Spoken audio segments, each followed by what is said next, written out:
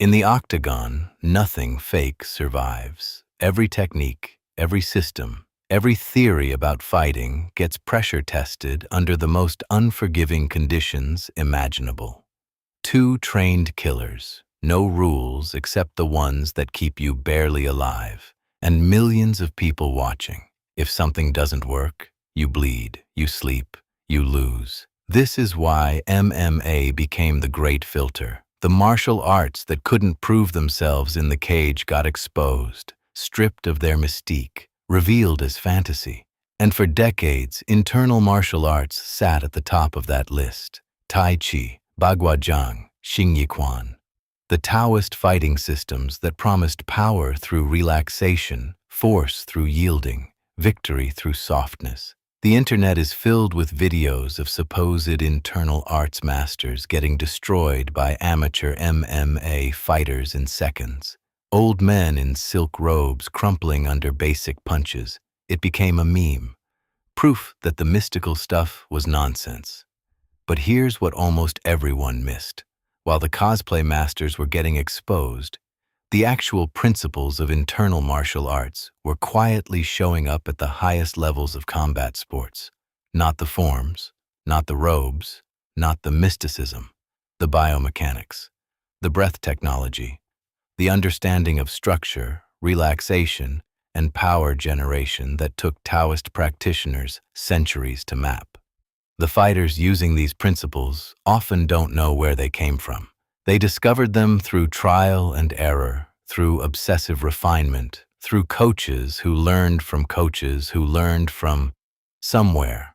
What if the internal arts were never magic? What if they were just biomechanics and neurology so sophisticated that the people who developed them didn't have the vocabulary to explain it? So they called it Chi. Start with Rickson Gracie. Widely considered the greatest jiu-jitsu practitioner who ever lived. Undefeated in over 400 fights by some counts, and famous for something that confused his opponents before they even touched him: his breathing.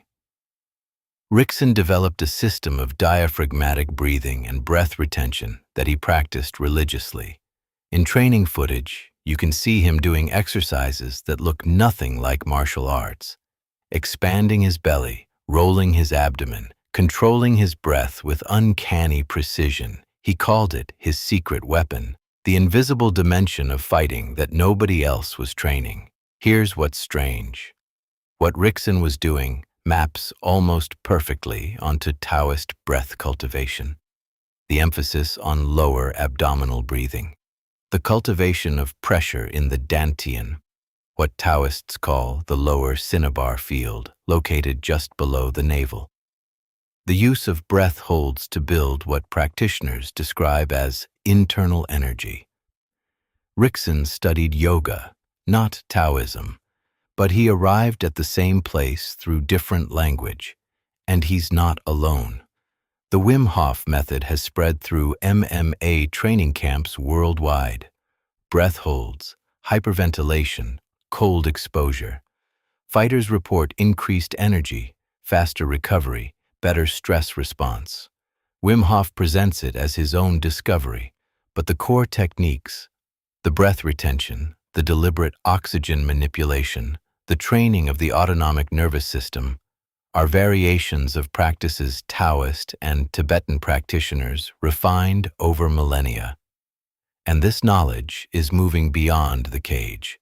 Practitioners like those at Baseline Method are now taking these same principles, the breath protocols that gave Rickson his edge, that Wim Hof packaged for athletes, and applying them to executive performance, stress resilience, cognitive function under pressure.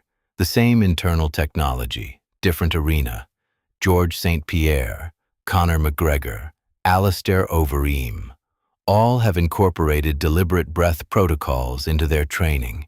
The internal martial arts always began with breath, not because it was mystical, but because breath is the one autonomic function you can consciously control. The bridge between voluntary and involuntary, the doorway to the operating system. The fighters discovering this now are 3,000 years late, but they're arriving at the same door. Watch Anderson Silva in his prime. His strikes seem to come from nowhere, whip-fast, impossibly accurate, and devastating despite looking almost casual. Opponents who outweighed him would crumple from shots they barely saw. Silva openly studied Tai Chi and Wing Chun. He credits them for his movement, his timing, his ability to flow around attacks rather than block them. And he understood something that most fighters get exactly backwards. Tension is the enemy of power. The internal martial arts teach that the body's maximum force comes not from muscular contraction, but from relaxed acceleration. The muscles fire only at the moment of impact, then release instantly, like a whip, not a battering ram. Watch a knockout artist's shoulder in slow motion. It's loose, almost lazy, and then everything connects at once. Legs, hips, spine, shoulder, fist, in one unified pulse. The Taoists called this Fajin, explosive release, power that emerges from structure and timing rather than muscle. Muhammad Ali had it. His shoulders stayed loose while his hands moved faster than fighters twice as muscular. Float like a butterfly, sting like a bee isn't poetry. It's a description of internal power generation. Mike Tyson had it, those terrifying short hooks that put men to sleep from 6 inches away. His whole body was a coiled spring, relaxed until the moment of release. Then, everything fired at once. The internal arts obsess over this because they understood something counterintuitive. You can't be fast if you're tense. You can't hit hard if you're tight. The body's maximum potential only emerges when the nervous system learns to stay calm until the precise moment it needs to explode. Modern sports science calls this the stretch-shortening cycle. Elastic energy storage, neuromuscular efficiency. The Taoists just called it Fajin, and they were training it while Europe was still in the Bronze Age. Watch Khabib Nurmagomedov work in the clinch.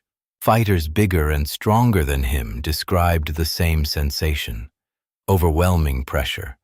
A weight that felt impossible given his size. The sense that they were fighting not just a man, but the entire floor beneath him. This is what internal martial arts call rooting. The ability to connect your body to the ground so efficiently that force passes through you rather than into you. And so that your own force draws from the earth rather than just your muscles. Elite grapplers intuitively understand this.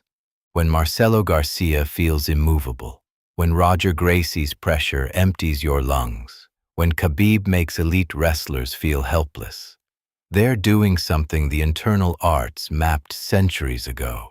It's not mystical, it's skeletal alignment, fascial tension, the physics of load-bearing structures. John Danaher, perhaps the most analytically rigorous coach in combat sports, talks about frames, levers, and wedges, using bone structure to redirect force, positioning yourself so that your skeleton absorbs what your muscles couldn't. This is internal martial arts stripped of the incense and silk. The same principles discovered independently, explained in engineering terms instead of energetic ones. So what happened? How did fighting systems that understood so much become a punchline? Here's the tragedy. Somewhere along the way, the internal arts split. The combat applications went one direction, preserved in family lineages, taught only to serious students, kept hidden for practical reasons in a China where martial skill could get you killed or recruited. The external forms went another direction, into health practices, into performance, into systems that looked impressive but never got pressure tested. Masters who never fought teaching students who would never fight. Meanwhile, combat sports evolved in the opposite direction. Pure pressure testing with no theoretical framework. Fighters discovering what worked without understanding why. What we're seeing now is a convergence. The best MMA coaches are increasingly interested in breathwork, in structural efficiency, in the biomechanics of relaxation. They're reinventing wheels that were invented long ago. And a handful of internal arts practitioners are finally subjecting their methods to real pressure, stripping away what doesn't work, keeping what does, and proving that the principles were never the problem. The problem was teachers who'd never been hit. The octagon didn't disprove internal martial arts. It separated the real from the theatrical, and the real keeps showing up in the breathing of elite grapplers, in the whip-fast strikes of knockout artists, in the immovable pressure of the best wrestlers on earth. The Taoists who mapped these principles are long dead, but their knowledge is still there, hidden in plain sight, being rediscovered by fighters who have no idea how old their secrets actually are. If this journey into the hidden roots of combat sports resonated with you, subscribe to Consciousness Cartography. We're mapping the traditions that shaped human potential in ways most people never learn. Next, we'll explore alchemy, the banned science that actually worked. The map continues.